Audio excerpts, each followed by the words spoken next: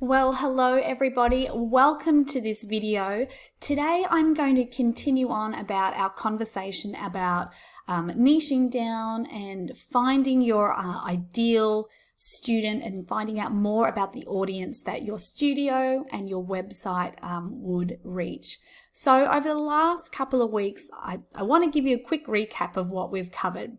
So with the concept of niching down, We've covered what a niche is, right?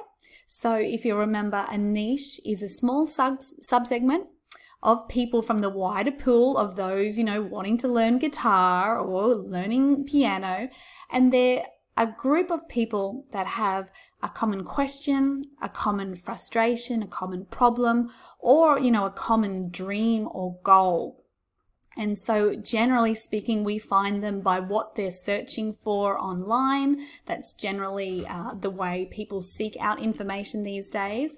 And so that's how a niche is defined, that small, refined, very specific group of people. And so I've got you thinking about that concept. Now, I've also told you why having a niche is so important. And so that concept of being a trusted authority in your niche is what we are working towards. So you want the content on your website, the way that you speak to these people to really, really resonate. You want to be relatable and you want to show them that you understand and can solve some of these questions or problems or goals that they are working towards. So that is why we niche down. And I know it's such a counterintuitive concept, right? I'm saying, don't go after all the potential people in the world that could come to your studio. Exclude some people. And that is kind of a scary concept, right? But the idea is that you will be much more successful with this smaller group of people because you're being relatable and can speak directly to them. So that's why that's important.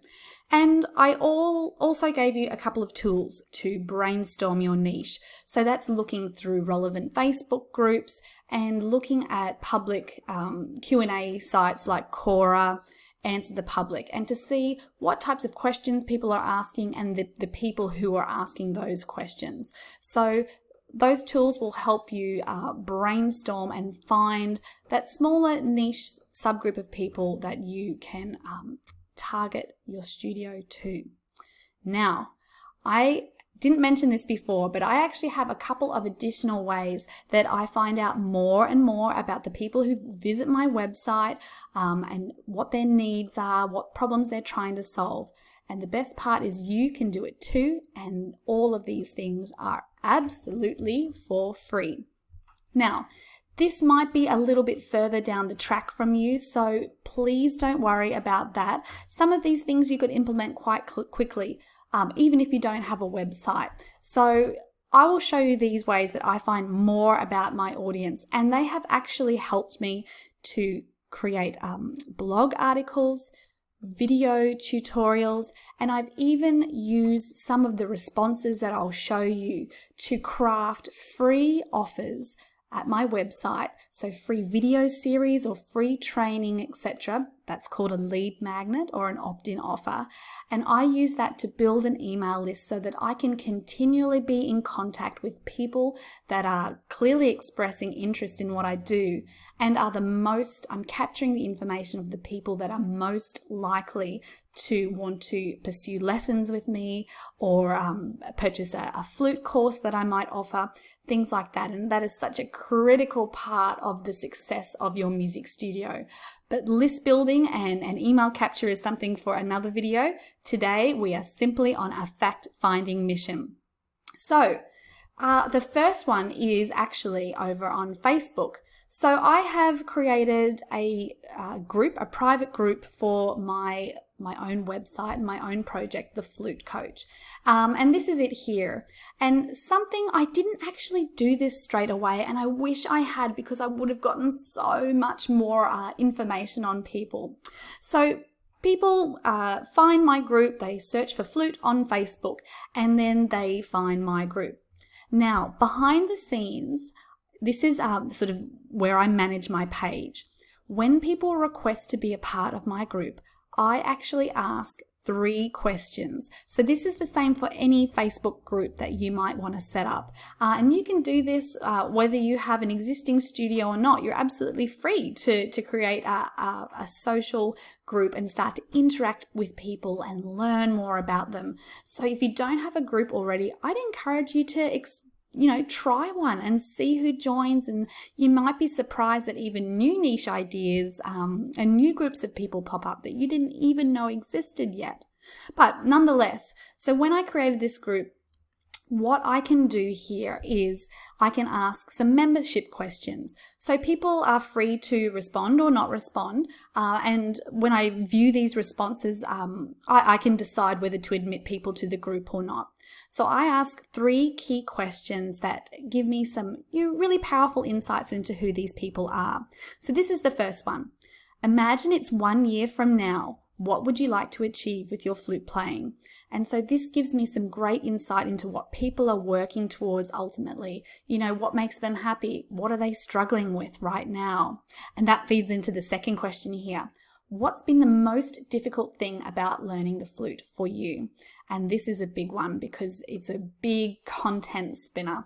A lot of the time, the same themes come up again and again, and that's very useful to confirm that information, that there are common threads, common difficulties, common goals that people are having.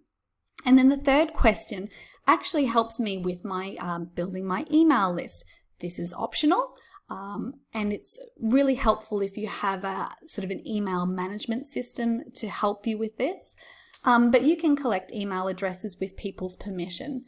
And the third question here is, I'd love to help you build learning momentum with helpful articles, courses, and online flute lesson. What's your email address so we can keep in touch?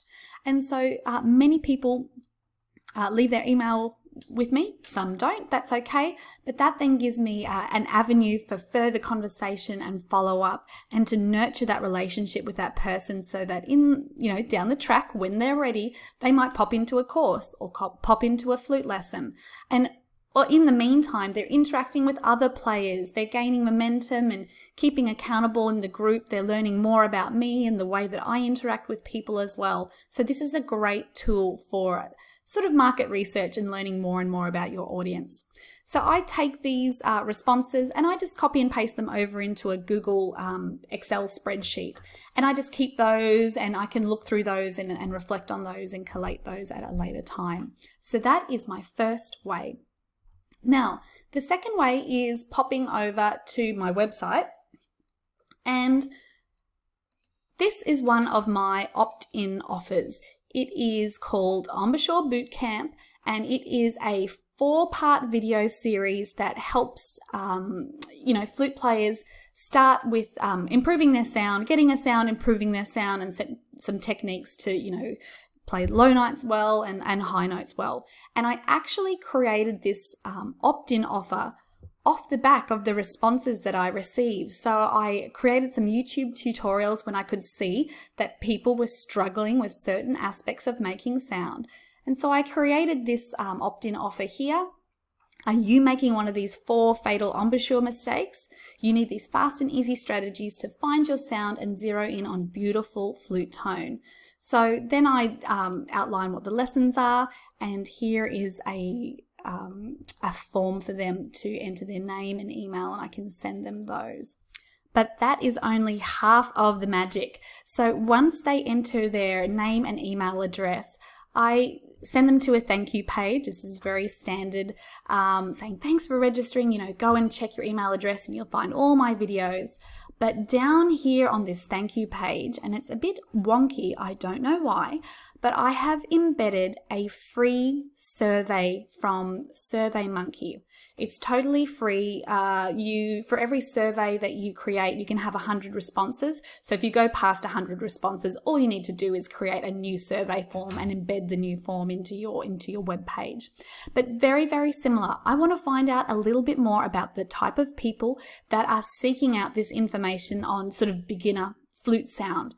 So here are a couple of the questions. What best describes your flute playing experience?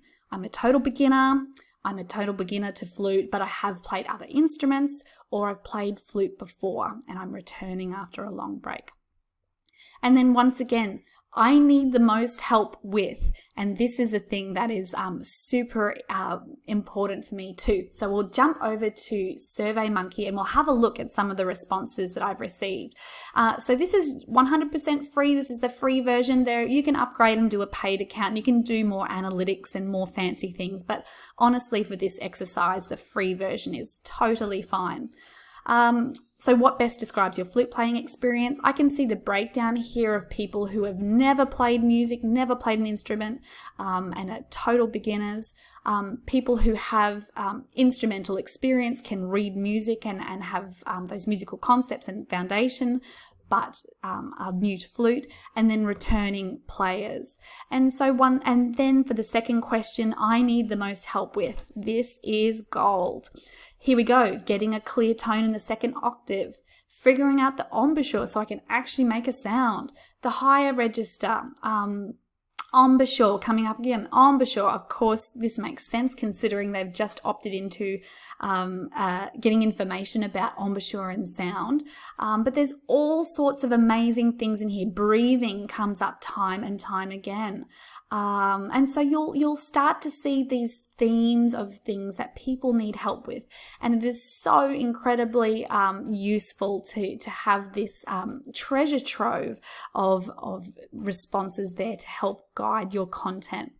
Now, if you don't have an opt-in offer like that, this is a bit too sophisticated for you, that's totally fine. Maybe just for now, you can use that survey just embedded on another web page or something like that. Draw attention to it in some way and just see if responses start to come in. Anything that comes in is a bonus, right? And it costs you nothing. So I really have gotten a lot out of this technique of surveys. Now, the final step is in my registration form for when people sign up for a trial lesson, a trial online lesson. So we'll switch over to that page now and take a look. So here we are at the booking page for my trial online flute lessons. So this is the page that people come in and see once they've expressed interest in giving one of our lessons a go. And I use Calendly. It's an amazing system for really streamlining things like payment and email automation and scheduling. So if you're interested in learning more about this system that I use, I've actually created a little online course. It only takes you about 2 hours to do it. Really helpful if you're interested in using this system. But anyway, when students come in, they select a time and hit confirm, and then I ask a couple of extra questions too. So in Calendly, you can, once people have confirmed a lesson time, you can enter in any question that you want for that person. Now, I do it to make sure that the process of that first online lesson goes smoothly. So it's a very genuine need for this information. I need to know, how long they've been playing, what they feel like they need help with right now and what they want to work on in their first lesson, what they ultimately want to work towards again, very similar themes of questions as before, and also a little bit more about, where did they find us, so I can understand a little bit more where my efforts are being, are working sort of with advertising and social media. And look, please share anything else that would help you prepare for the meeting or the lesson. So that's just another way that I capture information about people who are directly expressing interest in learning more and working with a tutor and online lessons. So I know I have covered a lot today. So just very quickly, we've got the Facebook group that you can start. There's SurveyMonkey and embedding surveys into your website.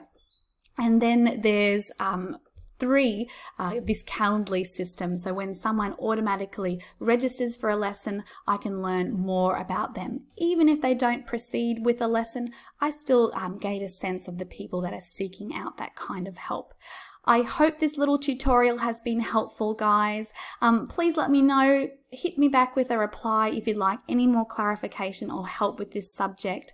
I will see you again soon. Bye for now.